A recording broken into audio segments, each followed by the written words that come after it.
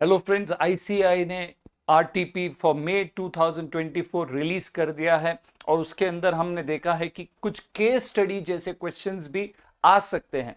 तो उस संबंध में मैं आपको एक केस स्टडी यहां पे बता रहा हूं जो आरटीपी के अंदर है, अप्लीकेबल फॉर मई 2024, और उसके बाद भी आप देख सकते हैं इसको प्रैक्टिस करने के लिए। Let's look into that case study. But before case study आपको मैं बता दूं कि केस स्टडी सुन के डरना नहीं है। केस स्टडी कुछ भी नहीं है। सिंपल जो नॉर्मल क्वेश्चंस आज तक आते रहे हैं उन्हीं क्वेश्चंस को थोड़ा मसाला डाल के, थोड़ा गार्निशिंग करके आपको केस स्टडी में देते हैं। दूसरा एक और पॉइंट यह है केस स्टडी का कि केस स्टडी में मल्टीपल चैप्टर्स कंबाइंड हो सकते हैं।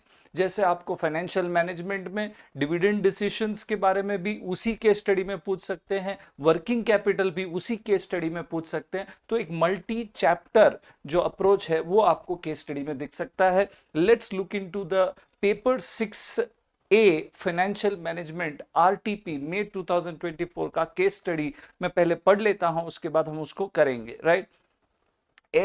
Airmore LLP is a newly established startup dealing in manufacture of revolutionary product HMR, which is a substitute for conventional wood and plywood. It is an economical substitute for manufacture of furniture and furnishing. It has been asked by venture capitalists for an estimated amount of funds required for setting up plant and also the amount of circulating capital required. Right. अब यहाँ पे जितना भी अभी तक बोला है ज्यादा इंपॉर्टेंट नहीं है। अगर आप ये क्वेश्चन को आगे पढ़ेंगे तो this part is not important, but एक चीज यहाँ पे वर्ड यूज किया गया है, circulating capital. Just for your information, it is also called as working capital. दूसरी चीज ये है कि ये एक सेटिंग अप प्लांट, मतलब ये कोई पुराना एक्स्टैब्लिश्ड फर्म नहीं है, कंपनी नहीं है। ये कंपनी जो है बिजनेस करने का सोच रही है और उसके संबंध में आपको वर्किंग कैपिटल का जो एस्टिमेट है वो बताना है। और उसके लिए आपके पास देखिए डेटा दिया हुआ है। A consultant hired by the entity has advised the cost of setting up the plant would be around 5 crores and it will require 1 year to make the plant operational. The anticipated revenue and associated cost numbers are as follows, right? So let's look into this. Units to be sold 3 lakh square meter per annum, मतलब ये जो माल बनाती है वो जो है कितना, हम 3 लाख यूनिट्स बेचेंगे साल का, स्क्वायर मीटर्स बेचेंगे। आप स्क्वायर मीटर्स भी बोल सकते हैं या यूनिट्स भी बोल सकते हैं, more specifically square meters. 3 lakh units हम साल का बेचेंगे, ये एक्सपेक्टेड सेल्स यूनिट्स है। Selling price of each unit is ₹1000. Raw material cost is 200 per unit, right? उसके बाद labour cost is 50 rupees per hour, 1 घंटे का 50 रुपया, and labour are per unit is 3 hours. मतलब एक यूनिट बनाने के लिए 3 घंटे चाहिए और 1 घंटे का लेबर को देना पड़ेगा 50 रुपए। 50, 50 और 50, मतलब एक यूनिट बनाने के लिए हमें लगेंगे 150 रुपीज। चलिए आगे बढ़ते हैं। कैश मैन्युफैक्चरिंग ओवरहेड ₹75 पर मशीन आवर। 1 घंटे का हमारा जो कैश ओवरहेड है, जो हमारा दूसरा खर्चा है 1 घंटे का, वो पड़ता है 75 रुपीज मशीन आवर का। और इस प्रोडक्ट को बनाने के लिए, एक यूनिट बनाने के लिए, machine hour per square meter is 2 hours, right. तो 2 मशीन घंटे लगते हैं और एक मशीन घंटे पे हमें 75 का अदर एक्सपेंस ओवरहेड होता है। तो 75 150 rupees per unit will be our what, cash manufacturing overhead.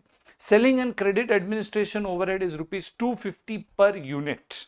Being a new product in the industry, the firm will have to give a longer credit period of 3 months to its customers. तो मतलब हम जो customers, हम जो माल बेचेंगे 3 महीने का उधारी देंगे। It will maintain a stock of raw material equal to 15% of annual consumption. जितना साल का हमारा रॉ मटेरियल कंजम्पशन है उसका 15% हम हमेशा हमारे स्टॉक में रखेंगे रॉ मटेरियल, राइट। उसके बाद based on the negotiation with the creditors, मतलब जो हमें सप्लाई करते हैं, जो सप्लायर है, the payment period has been agreed to be 1 month from the date of purchase. तो जहां से हम माल खरीदते हैं रॉ मटेरियल, उनसे भी हम माल उधार पे खरीदेंगे और उनको हम पेमेंट देंगे 1 महीने के बाद, मतलब credit allowed by creditors. The entity will hold finish goods equal to 2 months of units to be sold. Right. तो फिनिश गुड्स का स्टॉक होगा 2 महीने का। जितना भी हम माल बेचने वाले हैं उसका 2/12 हम हमेशा फिनिश गुड स्टॉक में रखेंगे। आगे बढ़ते हैं। All other expenses are to be paid 1 month in arrears. तो बाकी सारे खर्चे हम आउटस्टैंडिंग रखेंगे 1 महीने के लिए। Cash and bank balance to be carried to the tune of 25 lakhs is required to be maintain. The entity is also considering reducing the working capital. ये वाला पार्ट हम जब जरूरत होगी तब करेंगे, और उसके बाद ये वाला पार्ट भी है वो भी हम बाद में करेंगे, राइट। अब पहला क्वेश्चन यहाँ पे, you being a finance manager has been asked the following question, right. Number 1, the anticipated profit before tax per annum after the plant is operational is dash। अब केस स्टडी में ये अच्छा है कि आपको एमसीक्यू रहेगा, तो आपके 4 ऑप्शंस रहेंगे, तो आप उसके हिसाब से अपना कैलकुलेशन करके ऑप्शंस को करेक्टली टिक कर सकते हैं, राइट। तो यहाँ पे अभी क्वेश्चन पूछा है कि हमारा प्रॉफिट कितना होगा, तो ये बेसिकली हमें कॉस्ट शीट से मिलेगा। मतलब जो कॉस्ट शीट से सिस्टम है वो फॉलो करेंगे तो आ जाएगा। आप अदरवाइज भी करना चाहे तो कर सकते हैं, अल्टीमेटली आपको आंसर देना है, राइट। तो the anticipated profit before tax per annum after the plant is operational is dash, right. तो बिफोर आई मूव फर्दर, एक चीज यहां पे मुझे आपको समझानी है, और वो ये है,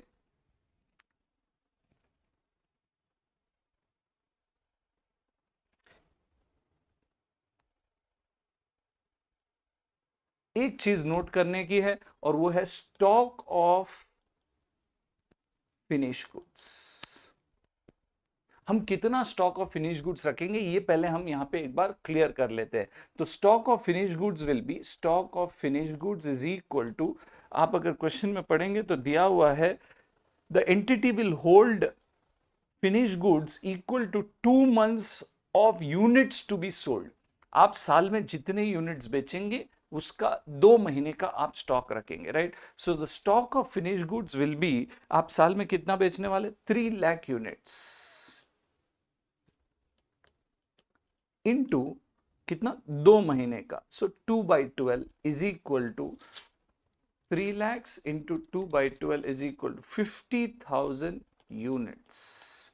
आप, मैं यूनिट्स बोल रहा हूं, आप स्क्वायर मीटर भी बोल सकते हैं, राइट।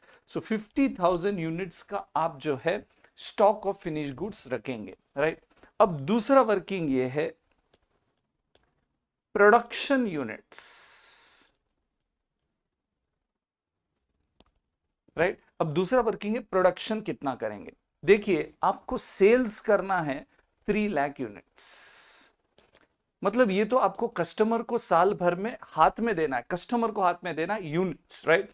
उसके अलावा आपको जो है फिनिश गुड स्टॉक भी तो रखना है इन वेयर हाउस, राइट। तो वो 50,000 यूनिट आपको रखना है।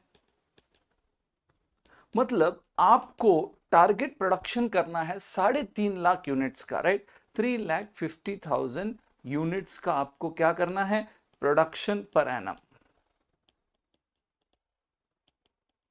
I hope this is clear, right. 3 lakh unit हम कस्टमर को बेचेंगे और 50,000 का हमें स्टॉक भी रखना है, तो हमें माल बनाना है 3.5 लाख यूनिट्स का, right. Let's go and right the cost sheet now. मैं कॉस्ट शीट का नाम दे रहा हूं, आप टेक्निकल नाम नहीं देके आप सीधा प्रॉफिट क्या है वो फाइंड आउट करने के लिए स्टेटमेंट भी बना सकते हैं। मैं टेक्निकल नाम दिया हूं यहां पे कॉस्ट शीट, राइट। अब कॉस्ट शीट में सबसे पहला item raw material consumed, right. देखिए 3.5 लाख यूनिट्स आप बनाएंगे, अभी हमने डिसाइड किया ना 3.5 लाख प्रोडक्शन यूनिट्स है। एट द रेट आपका एक रॉ मटेरियल के लिए, एक यूनिट के लिए ये raw material cost is 200 rupees, right. At the rate 200 rupees per unit, right. So that turns out to be, that turns out to be 3.5 lakhs into 200, तो 700 lakhs rupees are in lakhs, right। 700 lakh रुपए का raw material consumption होगा 3.5 lakh units बनाने के लिए, right. उसके बाद second item क्या होगा अपना, लेबर का खर्चा होगा 3.5 लाख यूनिट्स इनटू, अब लेबर के बारे में देखिए, labour cost is 50 rupees per our and every unit requires 3 hours, 50 rupees and 3 hours, right. So into 3 hours into 50 rupees per our, एक घंटे का 50 रुपया, 3 घंटा लगेगा एक यूनिट के लिए, into 3.5 lakh units, right. So 3.5 lakh units into 3 hours per unit into each hour 50 rupees is equal to 525 lakhs. Third item, manufacturing overheads, bracket 3.5 lakh units. अब मैन्युफैक्चरिंग ओवरहेड के बारे में, cash manufacturing overhead obviously 75 rupees per machine hour and there will be a requirement of 2 machine hours every unit, right? So 3.5 lakh unit into 2 hours into rupees 75 per hour, right? So 3.5 into 2 into 75 is equal to 525 lakhs, right? So that is your manufacturing overhead. So we have written number 1 raw material consumed, number 2 labor, and number 3 manufacturing overhead. All this put together will be our cost of goods produced, right? So what is our cost of goods produced?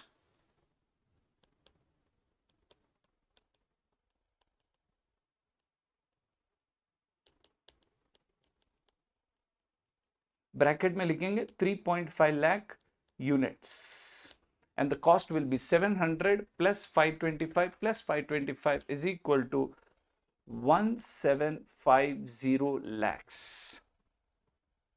right? So that will be your cost of goods produced. Then we will move to the next item, fifth. Add, okay, 1 minute. Add opening stock of finished goods, nil. So why opening stock of finished goods is nil? Because this is a new company, so there will not be any opening stock of finished goods, right? Less closing stock of finished goods, right? अब closing stock कितना होगा? Ideally we keep an average stock of 50,000 units, so that will be our closing stock, 0.5 lakhs units. L means यहाँ पे lakhs है, दूसरा आप कुछ ना सोचे। अब 2.5 लाख यूनिट्स हैं, तो ये क्या वैल्यूएशन हम करेंगे, right? 1750 lakhs for 3.5 lakh units, right? So what is the cost per unit? और वो कॉस्ट से हम ये अपना क्लोजिंग स्टॉक का वैल्यू करेंगे। So 1750 divided by 3.5 lakh units is equal to 500 rupees का वैल्यूएशन है। ये हमारा जो क्लोजिंग स्टॉक है वो है। सो 500 rupees per unit into 0.5, which is 250 lakh, right? So that is your closing stock, 250 lakh rupees, and thereafter we have the next one. So therefore 1500 is the fifth item, which we call it as cost of goods sold, and in the bracket we will write 3 lakh units, क्योंकि 3.5 lakh units हैं, 50,000 unit जो है हमारा stock है, तो 3 लाख हमने units बेचे हैं, right? Next, to this we add selling and distribution overhead. अब आप देखेंगे selling and distribution overhead is administration overhead, या यहाँ पे जो दिया हुआ है 250 रुपीज पर स्क्वायर मीटर, मतलब पर यूनिट 250 रुपए का सेलिंग एंड डिस्ट्रीब्यूशन या सेलिंग एंड एडमिनिस्ट्रेशन जो है खर्चा है। Selling and administration overhead 250 rupees per unit into 3 lakh units, so that turns out to be 750 lakhs, right? सो ये सेलिंग एंड डिस्ट्रीब्यूशन ओवरहेड अगर आप ऐड कर देंगे तो आपको मिलेगा 2250 lakhs, which is our seventh item, cost of sales, right? To this cost of sales we add profits which we do not know, and ninth item will be sales, and our sales is 3 lakh units into 1000 rupees, if I'm not wrong, is the selling price per unit, right? So that is around 3000 lakhs का हमारा total sales होगा, right? So what is the missing figure here? We have the missing figure, and that will be our profit balancing figure. That is around 750 lakhs will be our profit. And when we come to this MCQ, which is being asked, the first question which is asked, anticipated profit, and we say the anticipated profit is 750 lakh rupees, right? That's the first part of the question. Then we have the second part of the question, which is the estimated current assets would be how much in the first year of operation, debtors to be calculated at cost. देखिए debtors को जब आप value करते हैं, आप जब debtors को calculate करते हैं, तो आप या तो टोटल कॉस्ट के बेसिस पे कर सकते हैं या सेलिंग प्राइस पे बेसिस पे कर सकते हैं। दोनों में एकमात्र डिफरेंस यही रहेगा कि प्रॉफिट एडेड है या नहीं है। आप अगर विदाउट प्रॉफिट लेंगे तो कॉस्ट के बेसिस पे डेटार्स का वैल्यूएशन होगा, और अगर आप विद प्रॉफिट लेंगे तो सेलिंग प्राइस के बेसिस पे डेटार्स का वैल्यूएशन होगा, right? So let's go to the second part of the question, which is what is our current assets, right? So that will be our second question.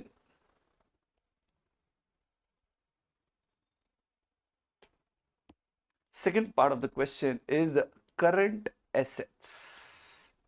बहुत simple है current assets. We can do it. Current assets.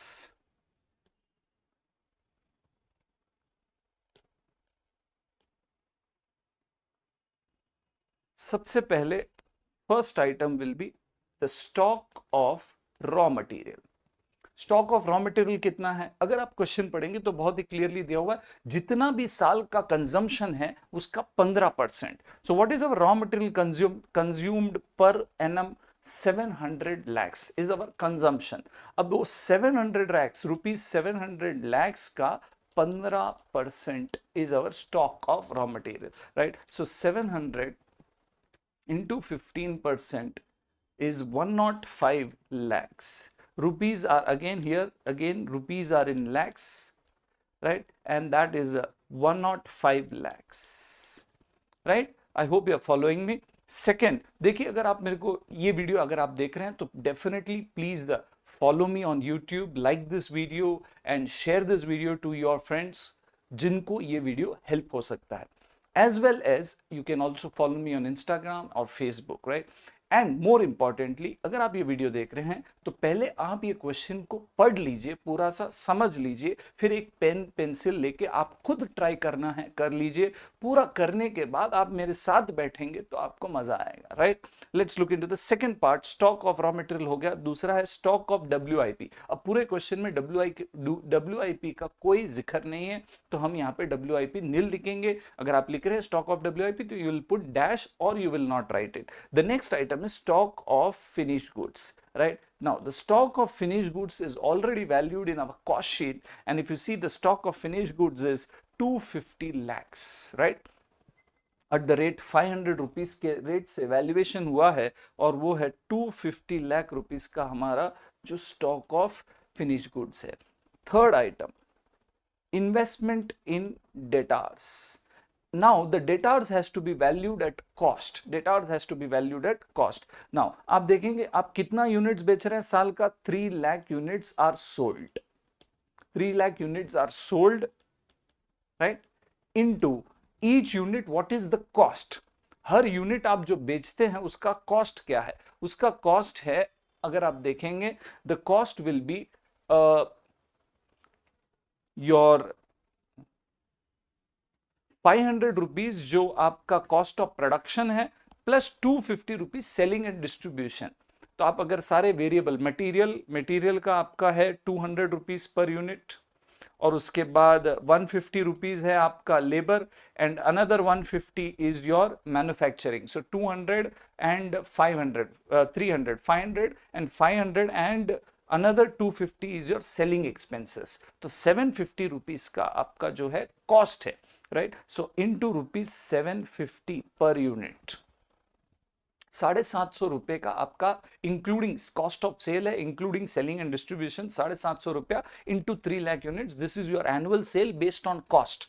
अगर आप based on including profit करेंगे तो 3 लाख का cell होता है, 30 करोड़ 3000 लैक्स का या 30 करोड़ का सेल होता है। बट अगर आप 750 जो आपका जो प्रोडक्शन ये प्रॉफिट है वो निकाल देंगे तो आपका कॉस्ट ऑफ सेल है 750 इंटू 3 लाख यूनिट्स। अगर आपको ये सब नहीं करना है तो आप सिंपली क्या करेंगे, इसको सबको निकाल के हम एक और सिंपली क्या कर सकते हैं, कॉस्ट ऑफ सेल 2250 है पर एनम into your debtors is for how many months 3/12, 3 महीने का उधारी है और हमने 2250 लिया जो कि कॉस्ट ऑफ सेल है, right. So 2250 into 3/12 is 562.5. So that takes care of our debtors. And then we have the fourth item, cash and bank balance. Cash and bank balance, जो कि क्वेश्चन में दिया हुआ है that we are supposed to keep a cash and bank balance of 25 lakhs, right? So let me write that also, 25 lakh rupees. And we don't have any prepaid expense to my understanding, so we can close it here and we can total it up. The total will be 105 plus 250 plus 562.5 plus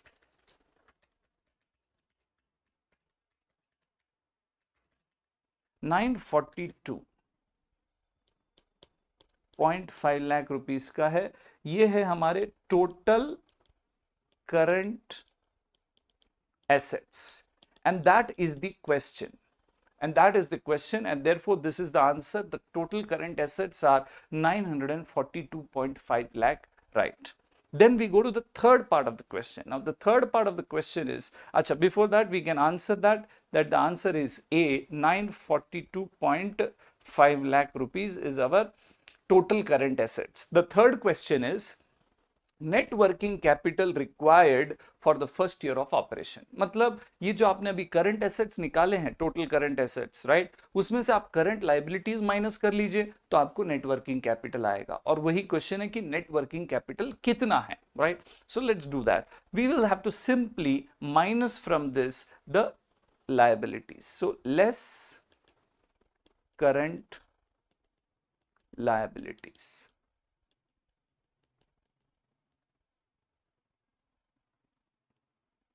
right. अब current liabilities में पहला item credit from supplier, right. मतलब आप जो supplier से क्या लेते हैं, रॉ मटेरियल आप जो उधार पे लेते हैं वो कितना रहता है at any point of time, right. So credit from supplier. अब इसके लिए मुझे चाहिए रॉ मटेरियल का कंजम्पशन डेटा, नहीं परचेज डेटा। मैं रॉ मटेरियल कितना खरीदता हूं वो डेटा मुझे यहां पे लगेगा, right. Credit from supplier bracket raw material consumed plus raw material closing stock into कितने महीने का उधारी। ये जो डेटा है ये आपको परचेजेस देगा, ये आपको जो डेटा है परचेज देगा।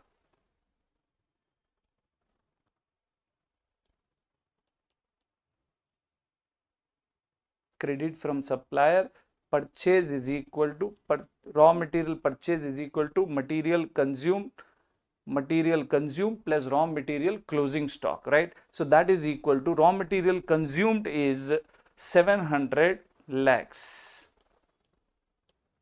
प्लस रॉ मटेरियल, ये जो हम 700 कंज्यूम कर रहे हैं वो तो खरीदना ही है, प्लस जो क्लोजिंग स्टॉक होगा वो भी तो हमें रॉ मटेरियल खरीदना पड़ेगा ना सप्लायर से। तो stock of raw material is 105, that is our closing stock और average stock we always keep it in our storeroom, right? So that is 805 lakhs का raw material purchases है, purchases is 805 lakhs, right? अब 805 lakhs का purchase है वो पूरा एक ही साथ उधार तो नहीं लेते, आप कितना उधारी रखते हैं। Based on the negotiation with creditors, the payment period has been agreed to be 1 month into 1/12, right? So creditors is equal to 805 lakhs into 1/12. 805 into 1/12 is equal to 67.03083,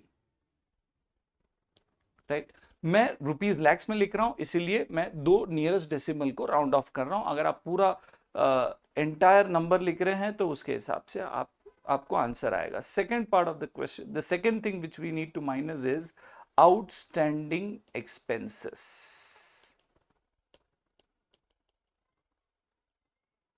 right? Now, what are our outstanding, what are our total expenses and how much of them are outstanding? If you see about the outstanding, the question says all the expenses, all other expenses, मतलब raw material को छोड़ के बाकी जितने भी expenses हैं हम एक महीने का उधारी रखते हैं, मतलब हम एक महीने का अरियर्स रखते हैं, आउटस्टैंडिंग रखते हैं, राइट। अब मेरे एक्सपेंसेस क्या है? मेरे एक्सपेंसेस हैं लेबर, मेरे एक्सपेंसेस है लेबर, लेबर कितना है मेरा 525, and manufacturing overhead 525, manufacturing overhead per annum is 525 again. मैं मेरे साल के पूरे खर्चे लिख रहा हूं और उसके बाद इंटू 1/12 करेंगे ताकि एक महीने का आउटस्टैंडिंग मिल जाए। उसके बाद है लेबर हो गया, मैन्युफैक्चरिंग हो गया, and then we have selling and administration 750, selling and administration overhead per annum 750। सो हमारा टोटल खर्चा कितना है 525 plus 525 plus 750 is equal to 1800, right? And the outstanding will be into 1/12. Outstanding will be 1 month, so into 1/12. So that is around 150.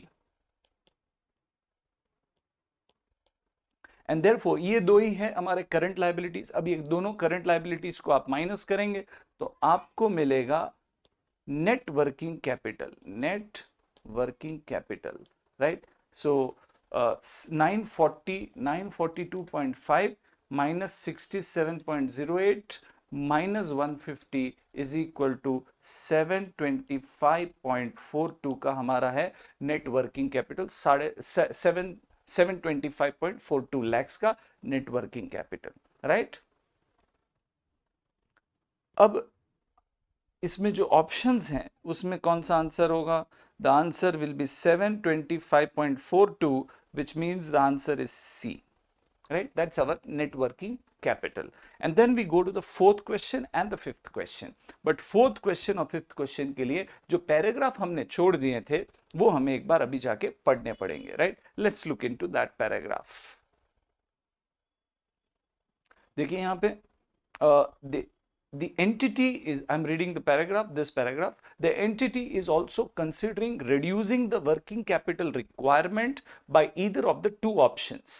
मतलब company सोच रही है कि अगर हम कुछ वर्किंग कैपिटल रिलीज कर पाए, कुछ रिक्वायरमेंट कम कर पाए, राइट, तो कैसे करें? तो इनके पास दो ऑप्शन है। ए, reducing the credit period to the customers by a month which will lead to reduction in sales by 5%. एक ऑप्शन ये है कि आप जो 3 महीने का उधारी दे रहे हैं उसके बदले आप 2 महीने का उधारी दें, 1 महीने का क्रेडिट पीरियड कम कर दो, तो उससे आपका जो वर्किंग कैपिटल ब्लॉक है कस्टमर्स में वो थोड़ा रिलीज हो जाएगा। Reduce it from 3 months to 2 months. But इसका एक नुकसान है, क्योंकि आप क्रेडिट पीरियड कम कर दोगे तो कुछ कस्टमर्स आपके खो जाएंगे, कुछ कस्टमर्स आपके लॉस्ट हो जाएंगे। Some customers may not buy from you, right? Because earlier you were giving 3 months, now you're giving only 2 months. Some customer may not be comfortable. तो आपका 5% का जो है सेल जो है इफेक्ट होगा नेगेटिवली। ये एक ऑप्शन है। दूसरा ऑप्शन है engaging with a factor for managing the receivables who will charge a commission of 2% of invoice value and will advance 65% of receivables, 65% of receivables at 12% per annum interest. This will lead to saving in administration and bad debt cost to the extent of 20 lakhs and 16 lakhs respectively. तो दूसरा option ये है कि आप third party factor को appoint करो और उससे आपके सारे रिसीवेबल्स को मैनेज करवाओ, उससे डिस्काउंट करवा लो, बेच दो अपने रिसीवेबल्स को, राइट। वो बंदा क्या करेगा, 2% आपको चार्ज करेगा कमीशन।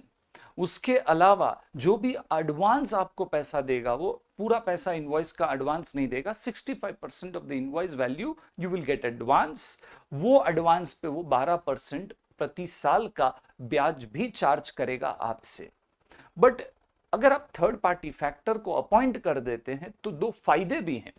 दो फायदे ये हैं कि एक, आपका जो एडमिनिस्ट्रेशन कॉस्ट 20 लाख का वो बच जाएगा, आपके जो बैड डेट लॉस है वो भी आपका बच जाएगा अनदर 16 लाख। तो ये फायदे भी हैं, राइट। अब यहां पे एक एमसीक्यू में क्वेश्चन ये है, fourth question, the annualised percentage cost of two options for reducing the working capital is dash. तो दो ऑप्शंस है ए एंड बी। अब दोनों ऑप्शन का आपको कॉस्ट निकालना है कि अपने को कितना खर्चा आएगा, दोनों ऑप्शन में अपने को क्या इफेक्ट आएगा, और वो खर्चा भी परसेंटेज में आपको फाइनली आंसर में देना है, right. So we can do that, let's do that. सबसे पहला ऑप्शन हमारे पास क्या है,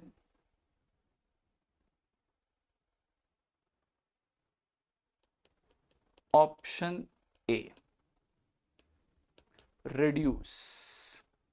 reduce what, credit period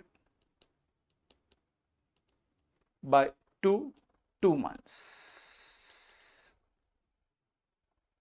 आप अभी जो 3 महीना दे रहे हैं क्रेडिट, उसके बदले आप अभी देंगे सिर्फ 2 महीने का, राइट। अब इसका फायदा क्या है, देखिए इससे क्या होगा। करंटली हमारे डेटार्स क्या है, करंटली डेटार्स जहां पे 3 मंथ्स का क्रेडिट पीरियड है, उसमें मतलब क्रेडिट करंटली हमारे जो डेटार्स हैं, हमने ऑलरेडी कैलकुलेट किया है investment in debtors at cost 562.5। आज के टाइम पे हमारा जो है 562.5 लाख का पैसा कस्टमर में फंसा हुआ रहता कभी भी। तो 562.5 लाख। बट अगर हम 2 महीना कर देंगे, उधारी कम देंगे, तो हमारा पैसा कस्टमर में कम फंसेगा, right. So what will be the expected debtors if we reduce it, expected debtors bracket 3 lakh units into 750, हमारा जो इन्वेस्टमेंट है कस्टमर के अंदर, इनटू जो आपने ये जो कैलकुलेट किया है वही करना है यहाँ पे, बट यहाँ पे आप 2 महीना करेंगे। सो 3 लाख यूनिट्स इंटू 750, या फिर इसके बदले आप लिखेंगे 2250 लाख इंटू 2/12, 2/12। एक मिनट, यहां पे एक और चीज है, हम यूनिट्स लेके कर लेंगे। अब एक्सपेक्टेड डेटार्स देखिए, हम कितना यूनिट बेचेंगे, 3 लाख अभी हम बेच रहे हैं, बट आगे जाके 3 लाख नहीं होगा। एक्सपेक्टेड डेटार्स में हमारा 5% यूनिट्स कम हो जाएगा, सेल्स कम हो जाएगा। So expected sales will be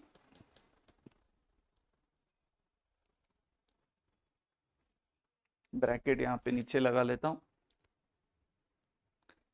expected sales 3 lakh units minus 5%, I think 5% का सेल लॉस हो रहा है, 5%, राइट, यस। तो expected sales will be 3 lakh minus 5% is equal to 2,85,000, right. 3 lakh का 5%, 15,000, 15,000 माइनस हो गया तो 2,85,000 यूनिट्स हमारा सेल होगा, right. So the debtors will B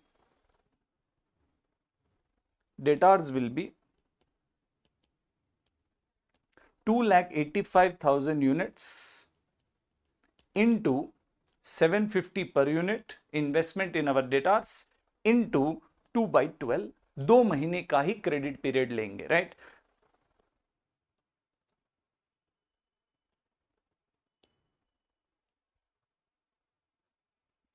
so 2,85,000 units जो एक्सपेक्टेड सेल होगा, 5% गिर जाएगा ना हमारा सेल, तो 285 इंटू एक यूनिट पे हमारा इन्वेस्टमेंट होगा 750 रुपीज इंटू 2 महीने का उधार into 2/12, so that will be around 356.25 lakhs का हमारा एक्सपेक्टेड सेल है, एक्सपेक्टेड डेटार्स है। करंट डेटार्स इज 562.5, बट अगर हमारा पॉलिसी चेंज होता है तो हमारा जो पैसा कस्टमर में ब्लॉकेज होगा वो होगा सिर्फ 356.25 lakh. Therefore reduction in debtors bracket fund released, funds released, कितना पैसा हमारा निकल जाएगा, कितना सेविंग, कितना पैसा कम ब्लॉक होगा, 562.5 minus 356.25 is equal to 206.25 lakh rupees का जो है फंड्स रिलीज हो जाएगा, राइट। हमारा इतना पैसा वर्किंग कैपिटल में कम होगा, बट एक प्रॉब्लम है। ये प्रॉब्लम ये है कि 5% सेल हमारा कम हो जाएगा। अब 5% सेल कम होगा तो उतना हमारा कंट्रीब्यूशन या फिर आप बोलिए प्रॉफिट वो भी कम हो जाएगा, राइट। सो ये तो पॉजिटिव इंपैक्ट है। अब दूसरे साइड में आपको बताता हूं नेगेटिव इंपैक्ट, या फिर इसको बोलेंगे cost of reducing the credit period, reducing the credit period.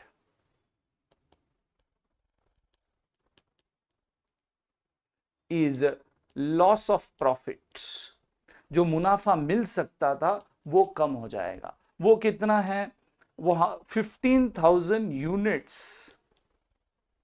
Sales lost, right. अब 1,000 रुपए का सेलिंग प्राइस है और 750 का कॉस्ट है, मतलब इनटू 250 पर यूनिट का प्रॉफिट लॉस होता है, per unit profit. So our loss will be 15,000 units हमारा सेल कम होगा, तो 1,000 रुपए का तो सेलिंग प्राइस है और 750 रुपीज का मेकिंग कॉस्ट है, तो 250 रुपए का जो प्रॉफिट है वो हमारा लॉस हो जाएगा। Our bottom line will be affected by 250 rupees per unit. So 15,000 unit sales lost into 250 rupees which is 37.5 lakh rupees का प्रॉफिट जो है कम हो जाएगा। ये कीमत चुकानी पड़ेगी अगर आपको इतना फंड रिलीज करना है, राइट। तो this is positive and this is negative. हर चीज में पॉजिटिव नेगेटिव इंपैक्ट होता है, cost versus benefit. The cost is 37.5 lakhs of loss of profit, but at the same time you will have your capital released to an extent of 206.25 lakhs, and therefore I can say percentage cost is equal to हमारा 37.5 lakhs का जो है cost हो रहा है to release a fund of rupees 206.25 lakhs of funds release करने के लिए, राइट। इनटू 100 करेंगे तो आंसर परसेंटेज में आ जाएगा आपको, इज इक्वल टू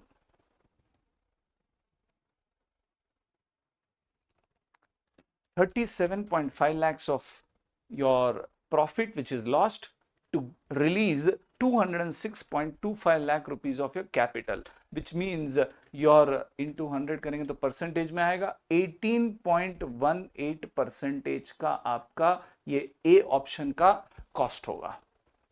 अगर आप ऐसा करते हैं कि आप अपने जो एक महीने का जो क्रेडिट पीरियड कम करते हैं तो आपको 18% का आपको कॉस्टिंग आ रहा है, right. You are with that option you are losing 18%, right? The funds you are getting, but that cost you 18%, right? Then we have the second option. Let me write that also. Option B. Option B में हमें careful रहना पड़ेगा, factoring करना है, right? Means we can appoint a factor. Factoring option is there. अब factoring option में क्या है देखिए, let's look into that option. B option, engaging with a factor for managing the receivables who will charge a commission of 2% of invoice value and will also advance 65% of receivable at 12% per annum. This will lead to saving in administration and bad debt cost to the extent of 20 lakhs and 16 lakhs. तो ये पूरा factoring को लेके है. अब factoring में जो है हमारा कॉस्ट क्या होगा? What will be our cost? One is we have to pay commission.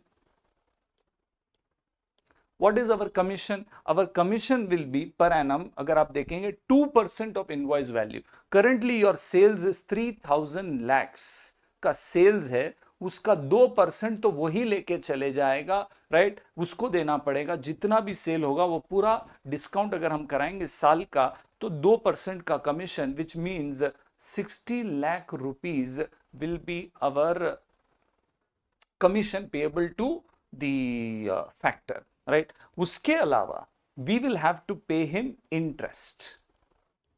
Interest for what? Interest for the funds which he is going to give us. Now, how much fund he is going to give us? He is going to give us 3 lakh. जो cell है, देखिए, he is saying 65% of receivables. 65% of receivables, right? अब हमारा receivable क्या है? 3000 lakhs into 3/12. क्योंकि receivables पे देगा तो हम यहां पे रिसीवेबल ले रहे हैं, सेलिंग प्राइस 3000 lakhs ले रहे हैं, ना कि कॉस्ट 2250 ले रहे हैं. यहां पे थोड़ा डिफरेंस है, राइट? क्योंकि वो हमें देगा 65% ऑफ रिसीवेबल, तो हमारा बेस होगा रिसीवेबल. रिसीवेबल मतलब अपना जो सेलिंग प्राइस है. डेटार्स जो है receivables 3000 lakhs are receivables per annum into 3/12, 3 महीने का उधारी, तो इतना हमारा कभी भी डेटार्स रहेगा ना. उस डेटार्स का वो हमें 65% फंड्स देगा. कितना देगा? 65%, राइट? और वो पूरा फंड हमें मिलेगा क्या रेट पे? ये फंड हमें मिलेगा क्या रेट पे? 12% पर एनम.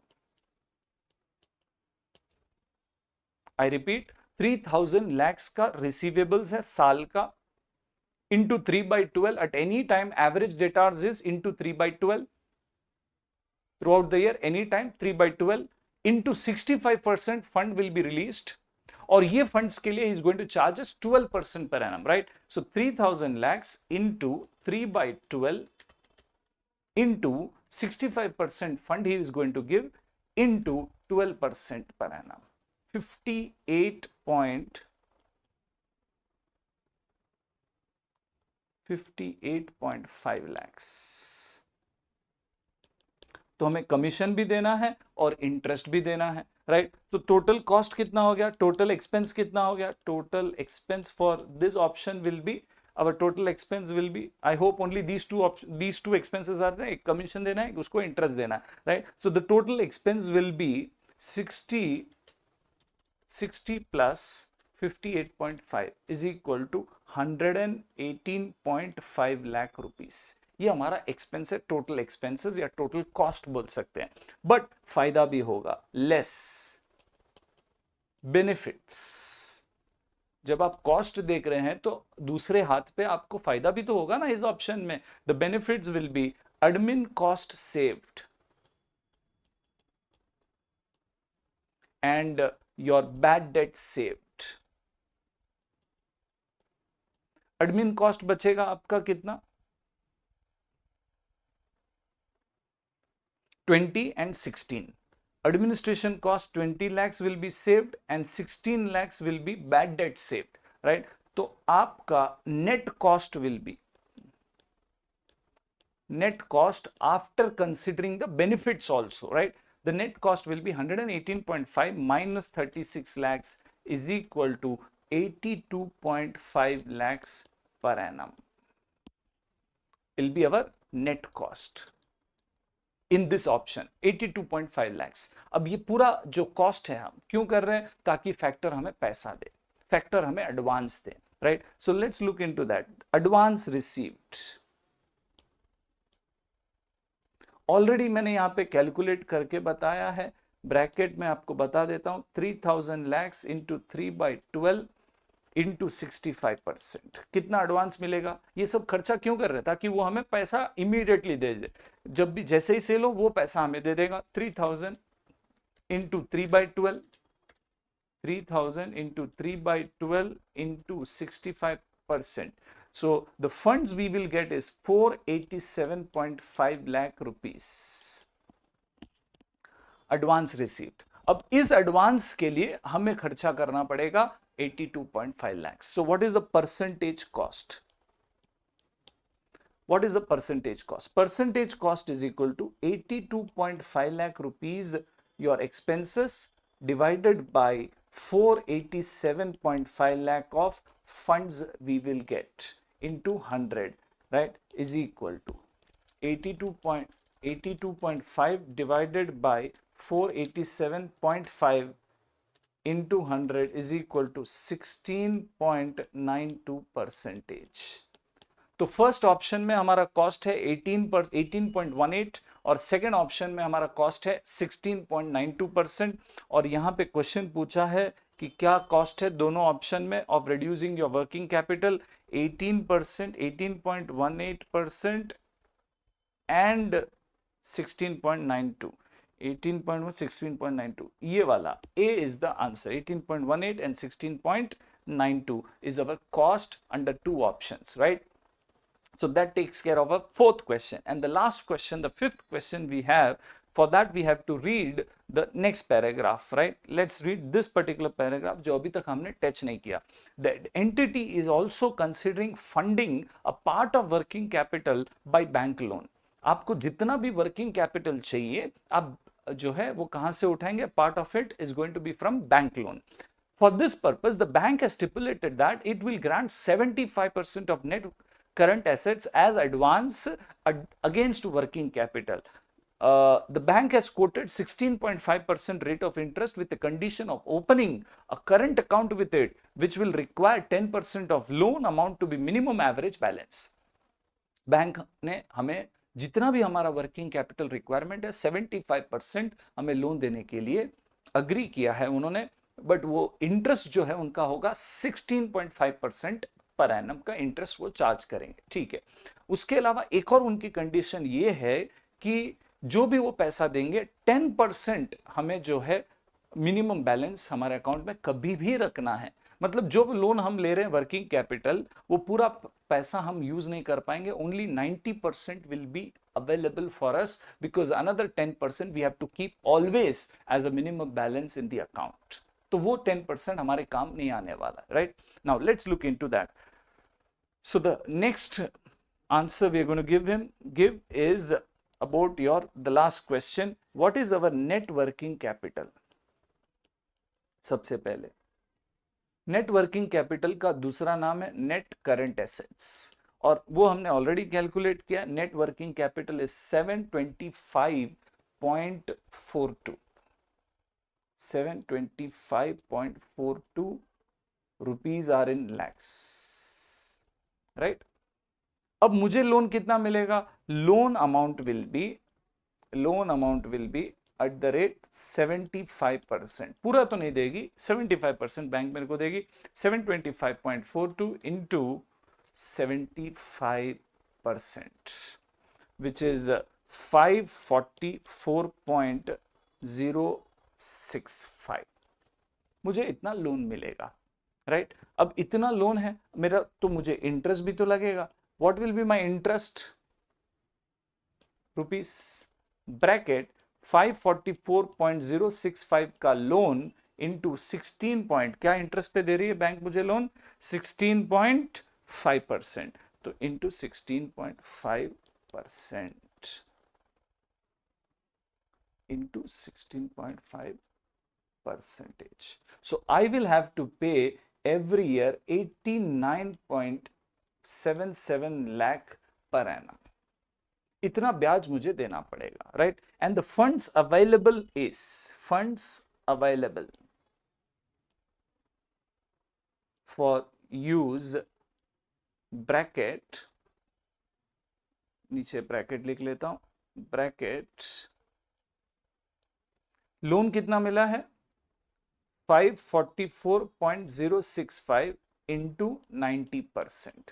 सर क्यों इंटू 90%? क्योंकि 10% तो हमें काम का नहीं है, हमें तो मिनिमम बैलेंस वो बैंक में रखना है, बाकी 90% हमारे काम आएगा। तो हमारा funds available is 544.065 into 90% is equal to 489.66 lakhs का फंड हमें अवेलेबल है, राइट। अब इतने फंड्स के लिए हमें ब्याज चुकाना पड़ रहा है 89.77 लैक्स। तो बोलने के लिए तो बैंक मेरे को 16.5% दे रहा है, but effectively the cost of the interest rate will be, so effective cost of funds is equal to 89.77 interest divided by 489.66 funds into 100 is equal to 89.77 divided by 489.66 into 100, 18.33% per annum, right? And therefore the question asked is what will be the maximum permissible bank finance? The maximum permissible bank finance मतलब loan कितना मिलेगा? Loan मिलेगा 544 का, loan मिलेगा 544 का, 544 का loan मिलेगा हमें, right. And the cost will be 18.33%।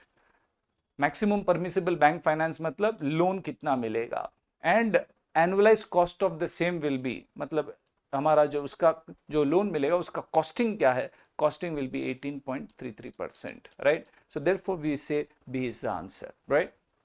So this way we have done the entire case study wherein a big question was there with a lot of information, बहुत सारे information थे और अलग अलग एंगल से हमें questions आए हैं। जैसे पहला क्वेश्चन था कॉस्ट शीट प्रॉफिट निकालना है, दूसरा क्वेश्चन था current assets working capital chapter से, third question net working capital chapter से, फिर डेटास मैनेजमेंट में वही वर्किंग कैपिटल में 2 ऑप्शंस फैक्टरिंग करें या फिर जो है अपना क्रेडिट पीरियड हम कम कर दे, and the last one was maximum permissible bank finance, right? With that I hope you are able to understand how to deal with case studies. Case studies is not a big deal, the only thing is there will be a huge information with lot of data and the question can come from different chapters, right? So just keep your calm, just keep your peace of mind, don't get in a panic mode, घबराए नहीं, आराम से करें, definitely धीरे धीरे एक एक करके आप सारे इंफॉर्मेशन को डाइसेक्ट करेंगे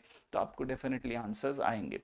घबराना नहीं है, और भले ही 2-4-5 मिनट ज्यादा लगे पर आराम से करना है तो आपको डेफिनेटली एक स्मूथ जो है एक्सपीरियंस मिलेगा, right. Thank you so much, please like share and subscribe to my channel, and we have lot of other courses also related to CA, Inter, FM, costing and many other courses. So if you want, you can always check our app for the details, right? Thank you so much. Signing off. This is CA Rahul Ranka.